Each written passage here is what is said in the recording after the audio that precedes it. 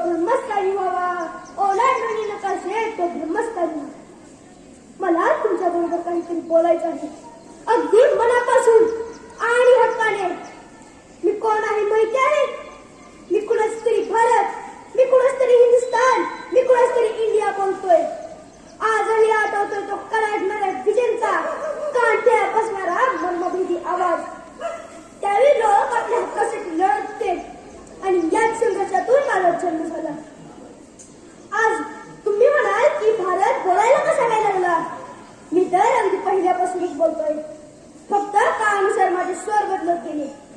तुम्ही ऐकलं आहे भारत माता की जय, तुम्ही ऐकलं आहे वंदे मातरम, तुम्ही ऐकलं आहे इन्कलाब जिंदाबाद आणि 350 वर्षापूर्वी सह्याद्रीच्या दऱ्याखाली देणारा हर हर महादेवाचा गजर.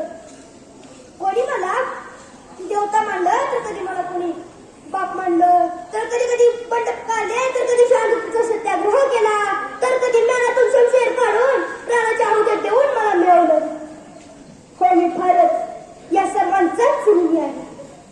मी दुर्दम्य, मी विस्तीर्ण, मी अवर्णनीय, मी विराट विश्वरूपी भगवद्गीता, मानव धर्माला सर्वोच्च सन्मान मिळवून देणाऱ्या संस्कृतीचा मी भारत.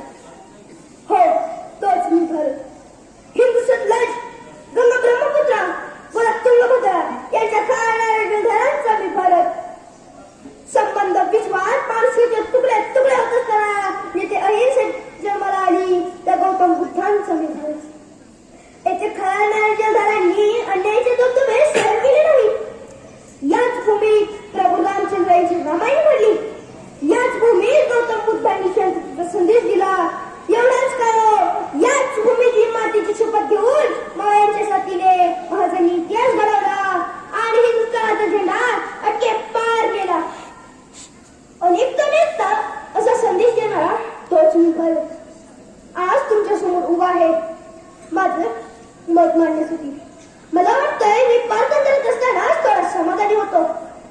तेव्हा मला स्वातंत्र्य करण्यासाठी का होईना तुम्ही एकत्र येऊन लढा देत होता.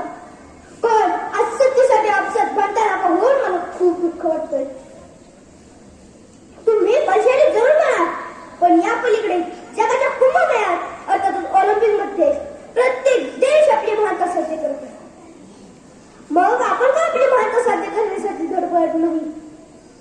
आजच्या जगात सिकंदरला आठवून ग्रीस